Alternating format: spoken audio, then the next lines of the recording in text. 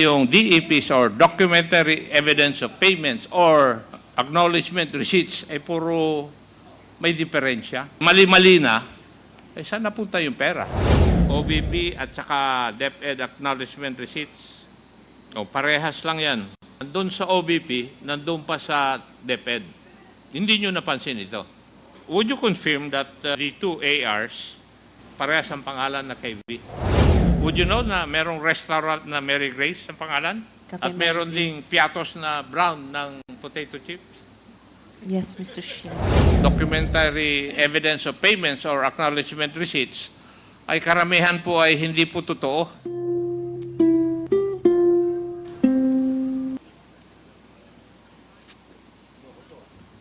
Attorney Pua.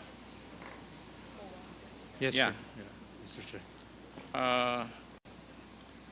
Would it be correct that you stated in the previous hearing na only the Vice President and the SDO know where the confidential funds went? Based on the documents, Your Honor, I would assume so. Did you state that? What I was asked, Mr. Chair, I was asked, Your Honor, I think by Representative Castro, if I knew anything about it. And I said na sa totoo, wala po talaga akong kinalaman sa management or operation ng confidential funds. So if I remember correctly, and the transcripts would probably bear me out, tinanong niya, kung hindi ikaw sino? So I said, well, I would assume the signatories, Your Honor, of the certifications and of the other documents. And she asked me who, so I said the SDO and probably the head of agency. So yung sagot po ninyo, it's a presumption. Well, Your Honor, kasi hindi ko po alam kung saan... Because you answered the question under oath. Yes, Your Honor. And therefore, you stated the name of the Vice President and the Special Disbursing Officer. That they're the only ones who know where the confidential funds went. That is correct, Your Honor. No? That is Because why I asked based you on the documents, yes. whether you stated this statement in the last hearing. Yes, Your Honor. But just to, I think, just to clarify, I mentioned that it was based on the documents, Your Honor, because the documents would point that way. Kasi kung titingnan ko yung statement po ninyo, eh, kung wala nang ibang nakakalam kung saan napunta yung pondo, ay dadalawang bagay lang ang nangyari. Di ba? Kasi either ibinulsa nung ni VP o ni STO o ginamit sa ibang bagay. Ni VP at saka ni SDO. Hindi po ba? Your Honor, please, I wasn't... Hindi, yun po yung sagot but ninyo. I wasn't That's why- alluding to that, Your Honor. I was I beg your pardon? I wasn't alluding to that, Your Honor, if I may No, beg your actually, indulgence. Opo. Pawa, correct me if I'm wrong. Di ba? Yung pondo allocated sa office. Tama. Nag-cash advance sila from Land Bank. Tama. Land Bank, nag-cash advance sila doon, dinala sa opisina. Ang makaalam na lang doon ay yung head of office or head of agency at saka yung special disbursing officer. Tama. Di ba ba? At yung special disbursing officer, yun yung mag-allocate kung saan pupunta yung gagastusin yung pondo. Di po ba? Sagutin niyo ako, Kowa. Do you agree with me? Yes. Pakisabi sa mic para marinig po lahat. With your permission, Your Honor, yes po, Your Honor. Yes. And therefore, kung yung liquidation or clearing process ay hindi totoo at bogus, ibig sabihin, nagamit yung pera sa ibang bagay. Would you agree with me, Kowa?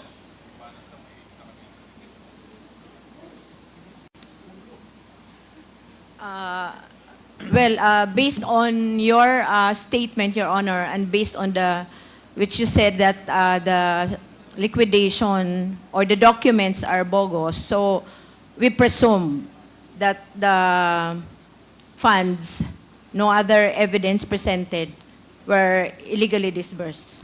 Hindi po ba kayo kumbinsido sa mga sagot ninyo at saka sa mga katanungan na aking mga kasama na yung DEPs or documentary evidence of payments or acknowledgement receipts ay puro may diferensya.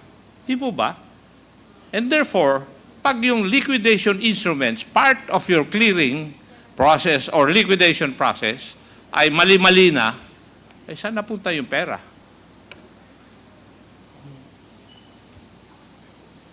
Tell me. Dalawang bagay lang po. Kasi dami ko na naimbestigan na ganito nung nasa pulis ako eh. Saka sa PCINP.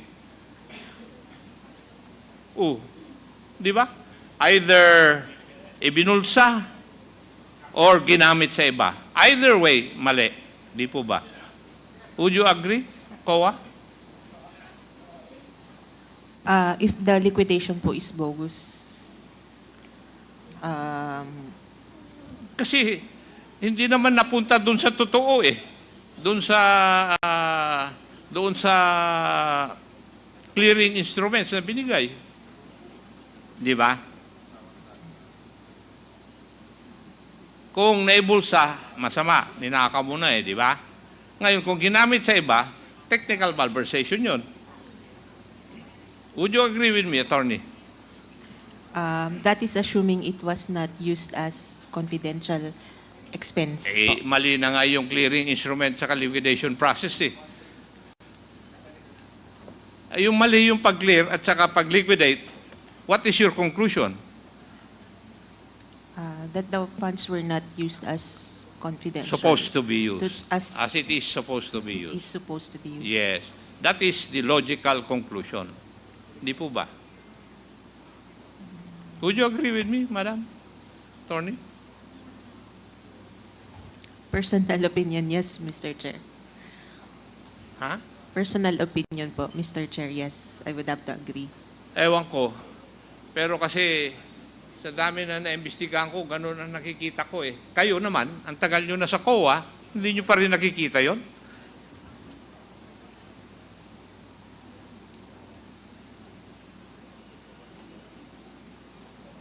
Di ba? Kasi if your liquidation or clearing process is wrong, di definitely yung kung saan pinuntan yung pera, hindi po dun sa tama.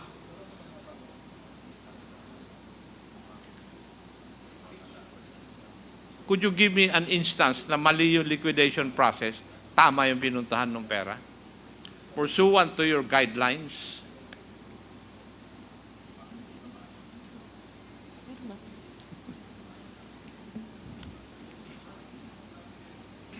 Yun nga po, Mr. Chair, personal opinion,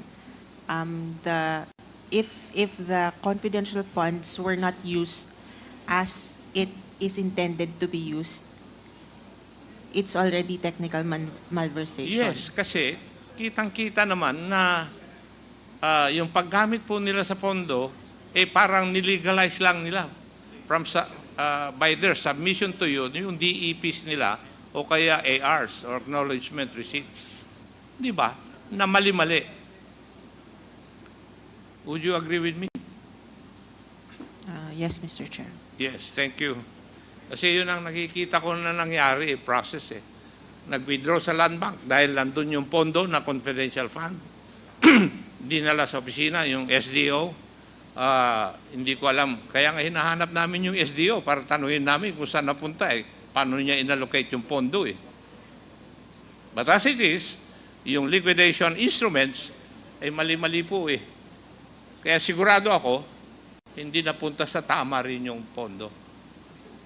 There are only two things na pinuntahan yung pondo. Nagamit sa iba o ibinulsa. Kung ayaw nyo matanggap yun, ako kaya kong tanggapin. Kasi marami na akong dinaanan na investigasyon. Na ganun. Natameme kayo? Ha? Di ba? Could you please tell us? Kasi marami nangyayari ganito eh. Which, I think, you know. Kasi hindi lang naman Hindi lang naman doon sa OVP yan, tingin ko.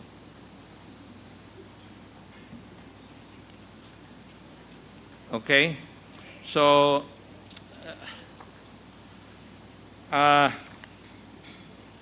pwede po bang malaman?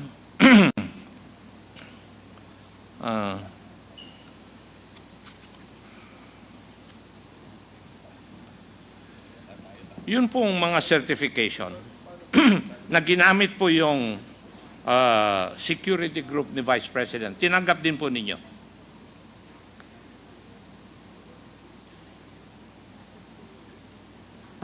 Mr. Chair, hindi po. Yung proof sa rewards ni OVP, hindi po. Hindi. Kaya po na-disallow yung payment of rewards. Sa DepEd? Sa DepEd po kasi, parang na-deem namin na independent party yung nagbigay ng certification. So, Pakilapit lang yung... since na-deem namin na independent na group yung nag-issue ng certifications, we accepted the certifications. So, tinanggap ninyo? Opo, Mr. Yung Chair. yung certification galing doon sa office ng Vice President Security Group? Hindi po. Yun ang hindi po namin tinanggap since parang kasama din po ng OVP po yun eh.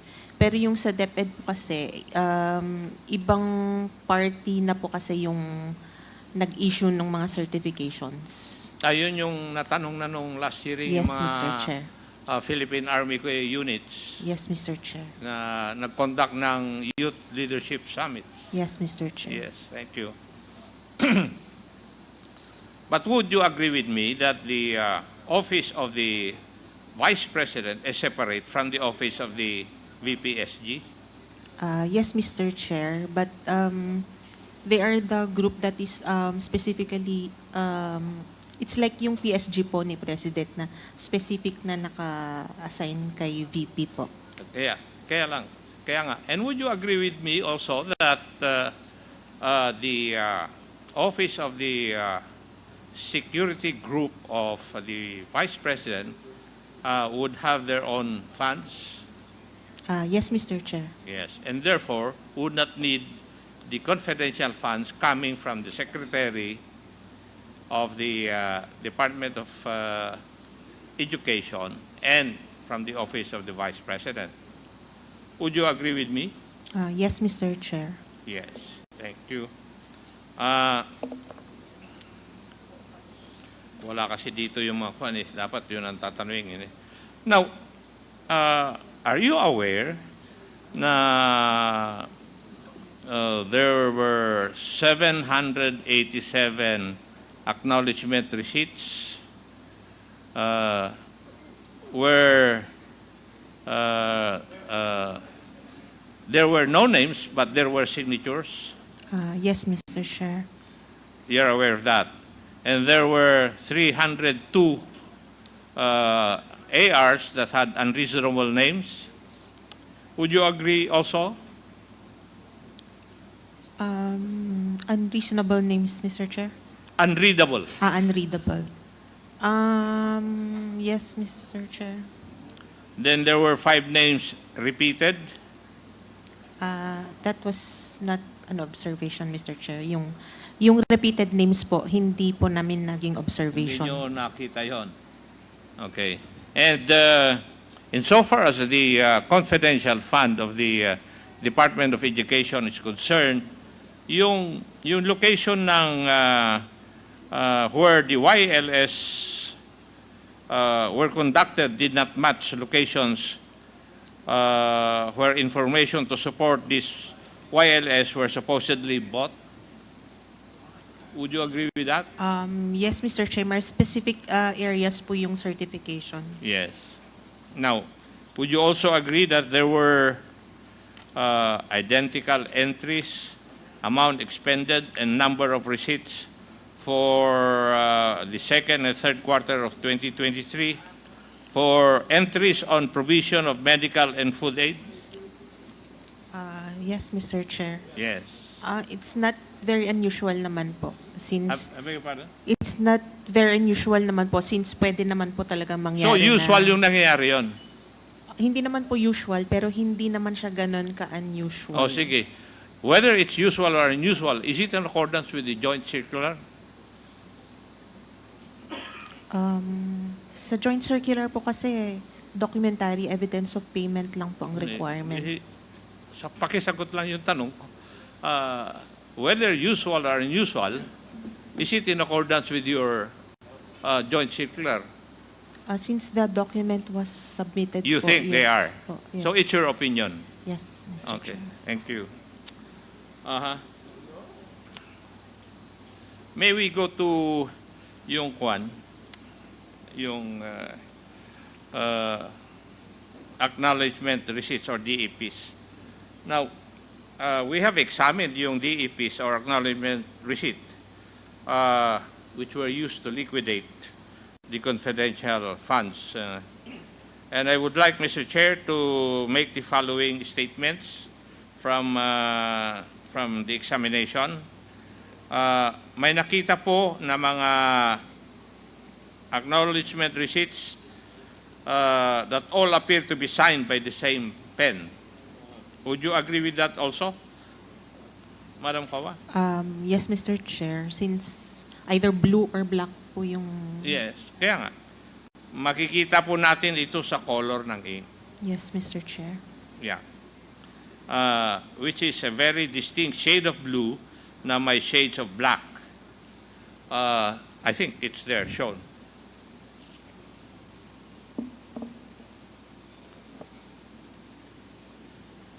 Yan di po ba yung acknowledgement receipts na nasa inyo? Yes, Mr. Chair. And wala po kayong napansin? Yung ni-note lang po namin is yung mga iba ang date, yung mga unsigned. Yun po, Mr. Chair. Ganon. Yes, Mr. Chair. Mr. Chair, I would just like to manifest that all these acknowledgement receipts are under the names of different persons, pero wala po dyan yung naulit. Dyan po sa 10 na yan. But if we look at it, the names and signatures of different persons appear to be written with the same pen, with a distinct ink on different dates. I think this is highly irregular. Bilang ako, isang investigador. Now, Madam Attorney, you confirm that you have received these acknowledgement receipts as part of the submissions of the Office of the Vice President to liquidate their confidential funds? Yes, Mr. Chair. Yes. Okay. Now, would you agree with me that these 10 acknowledgement receipts appear to be written with the same color of ink?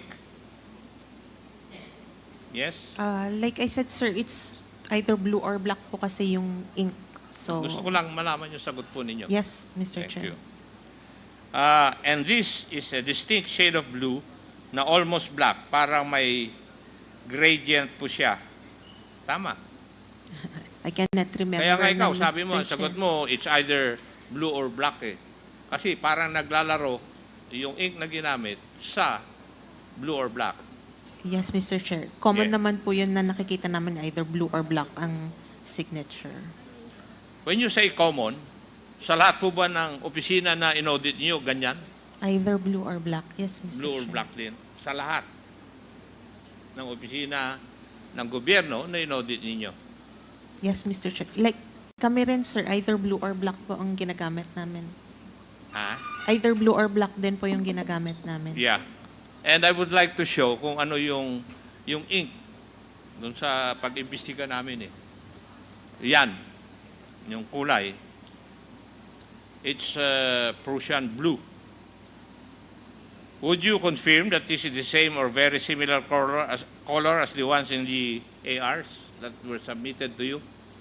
Hindi ko na maalala yung itsura, Mr. Chair. Okay.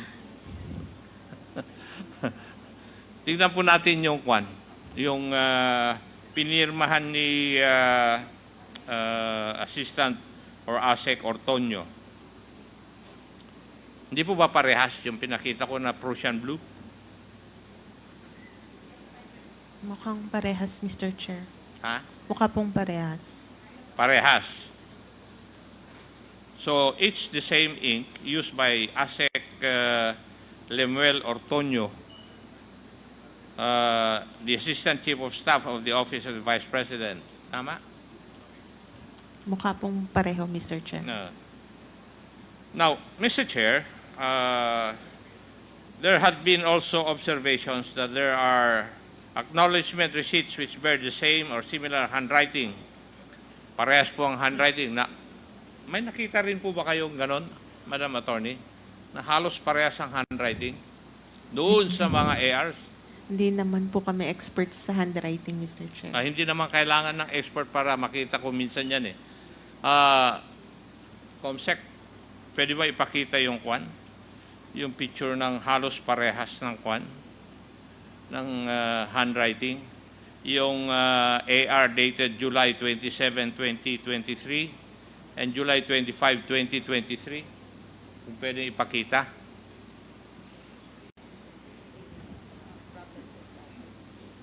No problem.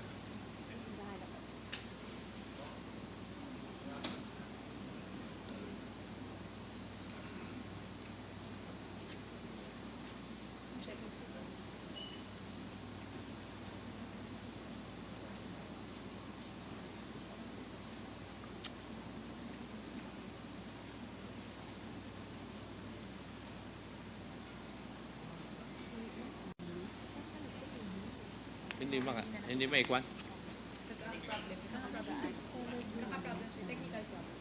Saan ba sila?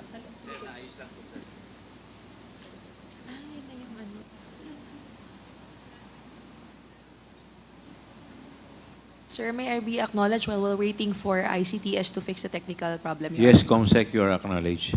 Your Honor, we would like to recognize Honorable Julian Jam Baronda, Deputy Majority Leader from the Lone District of Iloilo City, and Honorable Crispin Diego Ping Remulla, Vice Chairperson from the 7th District of Cavite, Your Honors.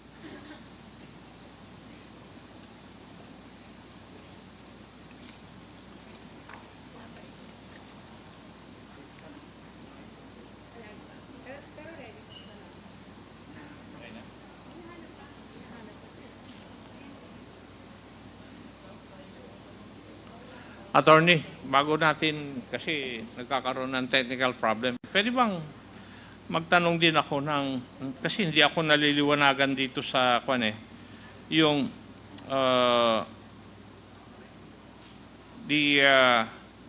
there is a deficiency, I think, that you have noted, that the payment of rewards to informers must be supported with documents evidencing the success of the information gathering and or surveillance activities on account of the information given by the informer.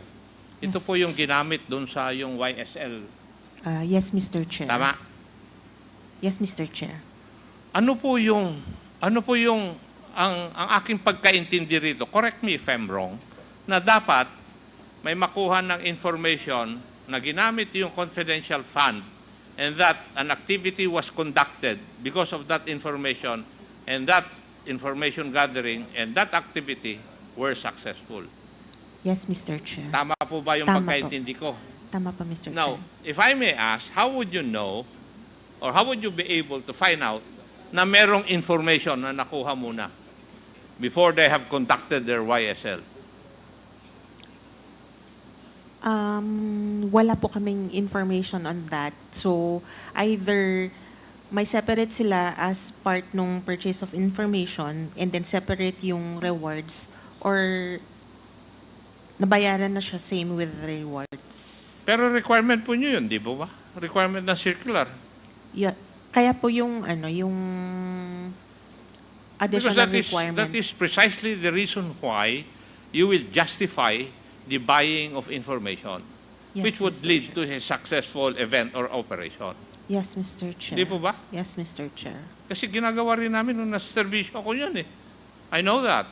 Yes, Mr. Pero Chair. parang pagkaintindi ko sa inyong clearing instruments, parang hindi, just because there was a certification that the YSL, YLS pala, were successful. Tama na yun. Parang ganun ang pagkaintindi ko. Samantalang, nung kami ang nasa serbisyo, ang requirement is that ipapakita namin na may information kaming binayaran, and because of that information, an operation was conducted and it was successful. Hindi ba dapat ganun? Yes, Mr. Chair. Pero in the case of the confidential fund of the OVP and the DepEd, hindi ko nakikita yon. Yun nga po kaya ni-require namin sila mag-submit ng additional documents. And yung nag-review po, naging sufficient na po yung certification from yung 5 certifications. And that is enough to show na tama po yung ginawa nila, just because nag-submit sila ng certification that YLS was conducted and it was successful. Di ba ang concept dapat nun is you use confidential fund to buy information, and because of that information bought or acquired, you conduct an operation, Yes, and Mr. that Chair. operation should turn successful. Yes, Mr. Chair. Ganun po yung requirement sa amin nung nasa serbisyo kami. Intelligence fund. Yes, Mr. Basically, they are the same. Tama po, Mr. Chair. So, bakit po naniwala kayo sa certification lang na successful yung pag-conduct ng YSL? Since yun nga po, independent na agency po yung nagbigay ng certification, and sabi naman po niya na because of the YLS nga wala pong na-influence ng mga bata, we deemed it successful. Compared po dun sa yung sabi niyo po kanina na yung sa VP SPG group, ang sinabit lang po nila was a listing of the activities of the Vice President, which is wala naman pong information kung may success ba na may successful activity ba na nagawa because of the information they have gathered. Yun yung sa security group. Yes, Mr. Chair. And is there any way that you will determine that the confidential fund of the OVP and DepEd, these funds were used sa activity ng VPS security group? Kasi they have their own funds. That was the first question I asked you a while ago. Yes, Mr. Chair. That the Presidential Security Group and part of that is the Vice President Security Group, may pondo po sila naka-allocate talaga. Yes, Mr. Chair. Oh, but they were not able to show, if I will appraise yung documents, they were not able to show that confidential funds of the OVP and the DepEd were used in such activities. Yes, Can you Mr. see that they were used? No, Mr. Chair. Kaya nga po, hindi naman siya na-consider since yung list of activities lang po ang sinubmit nila, which is, alam nila since sila naman po yung kasama ni VP sa mga activities na yun. But anyway, hindi pa rin yata tapos page. Ready na, sir. Ready na? Pakishow nga yung yung acknowledgement receipts dated July 27, tsaka July 25, 2023.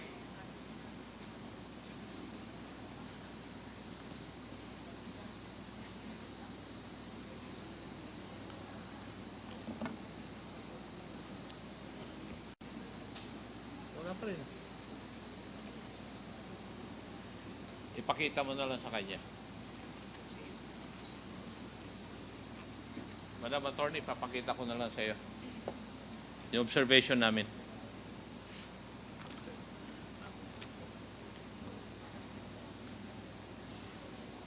Yan lang, tingnan mo lang yung receipt na yan. Because I will ask questions. Okay? Pwede. Did you notice na isa lang ang gumawa nito? Mr. Chair, sorry, tinignan yun ko lang. ang sinasabi ko Kaya tingnan mo. You observe it properly. Ayan na. Akin na. Ayan. Nakita mo? Yes, Mr. Chair. Would you confirm that these were submitted to your office Yes, Mr. Chair. Yes? Now, if you observe, kindly observe the letter J. Tama po ba na halos parehas yung letter J dyan? Yes, Mr. Chair. Yes? Tama rin po ba na parehas din yung color ng ink na ginamit at saka yung lapad po ng pagkasulat? Yes, Mr. Chair. Would you be able to state, Madam Attorney, na these two receipts were written by the same person? Probably, Mr. Chair. Probably. Pero these are two different acknowledgement receipts indicating different dates Yes, and Mr. indicating different payees. How can that be? Pwede naman pong either of those two persons wrote the same and then someone else So that is signed. regular? No. I'm not saying regular po, pero it Hindi could nga, happen po. tinatanong ko nga is, nagkakaroon tayo ng observation. Now, Yes, Mr. do you think this is regular?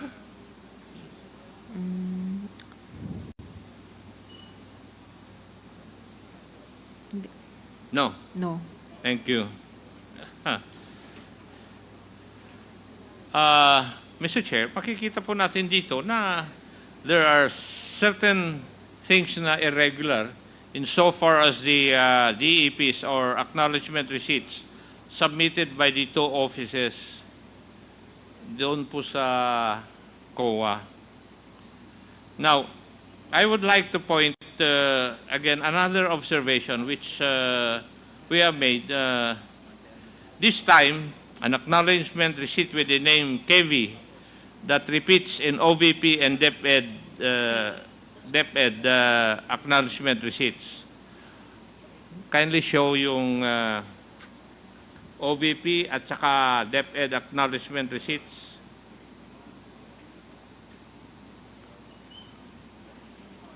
O, parehas lang yan. Nandun sa OVP, nandun pa sa DepEd. Hindi nyo napansin ito. Hindi po, Mr. Chair, since na-audit siya ng magkaibang time. Okay. Pero would you confirm that the two ARs parehas ang pangalan na kay V?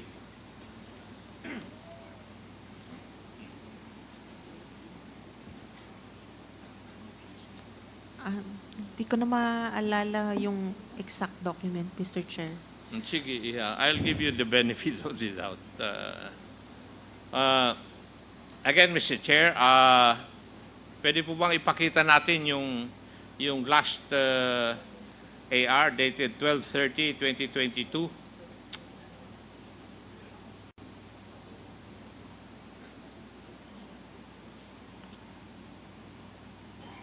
Sinabit din pa ito sa inyo? Yes, Mr. Chair. Ha? Yes. Yes. Basta lahat po ng sinubmit namin po, Mr. Chair, sa inyo, galing sa amin po. Oh, sige. Yun ang binigay nyo sa committee. Yes, Mr. Tama, Chair. nabasa namin. Yes, Mr. Chair. Yes. The name would read, tama po ba? Mary Grace Piatos? Piati? Ha? Piati? Piatos. Piati? Ang pagkabasa ko, Piatos eh. Y po yung last? Y, hindi S. May ano po siya eh. Yun o, tingnan mo. Y po. Since masyado nang mababa yung tail. Okay. Now, sa tingin mo, totoong tao yan?